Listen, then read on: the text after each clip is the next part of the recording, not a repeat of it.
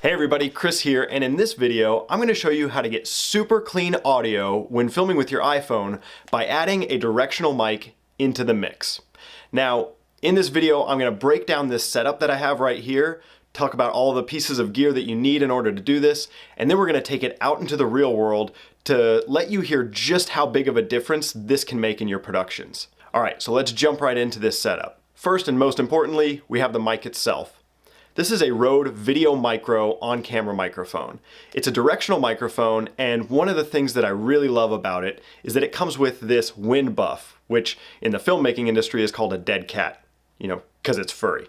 So a directional microphone like this is important because it helps isolate whatever it's pointing at. So if I'm filming myself talking, it's going to isolate my voice and it's going to ignore whatever might be behind the camera. That could be a group of other people talking or traffic noise from a street. It's going to really isolate in on my voice and ignore all these other ambient noises that the iPhone microphone would otherwise pick up.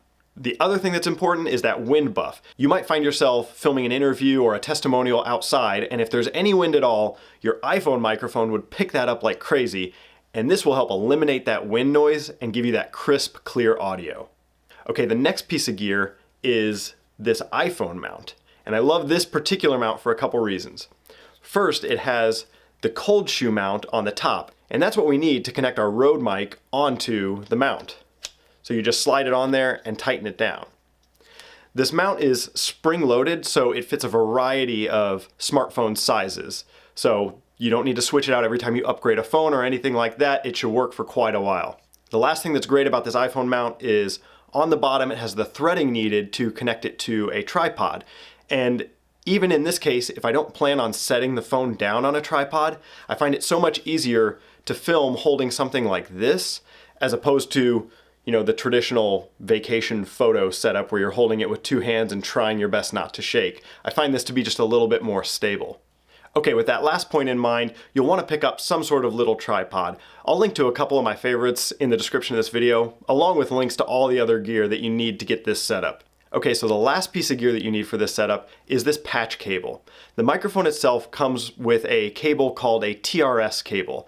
And what you need to go into a smartphone is a TRRS cable. You don't need to remember that. I'll put a link to this patch cable in the description of this video. Just know that if you're going to take this microphone into a smartphone, you need to buy a separate patch cable. And as you'll notice also, I'm shooting on an iPhone 7, so I need to use my Apple provided adapter here to go from a standard microphone input to the Thunderbolt input. Okay, so that's the setup. It's really not that complex once you know what pieces you need. So now that we're ready to go, let's take this out into the real world so we can hear just how big a difference it makes in our videos. Okay, so we're out here at one of my favorite places to test audio. It's a bridge going over Morse Reservoir here in Noblesville, and I love testing audio here because it's almost always windy, and as you just heard, there's traffic noise from the street that runs parallel to this walking bridge. So we're using the iPhone's built-in microphone right now.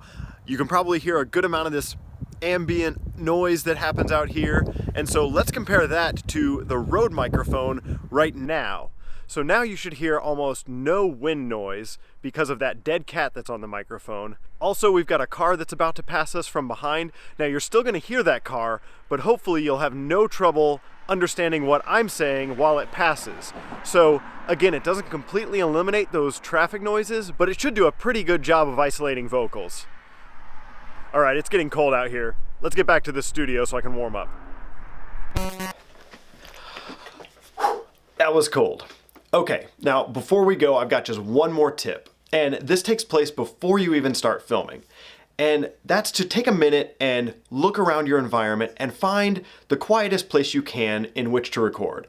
And you want to balance this with great looking visuals. So you want to make sure the background looks how you want it, but take a moment to think about where a quiet spot to film would be, because I guarantee if you pair that with the microphone setup that we have today, you're going to have a great sounding video. So there you have it. No excuses. Go create something that looks great and sounds great, and please share it with me when you do. Leave me a comment below and I'd love to check it out.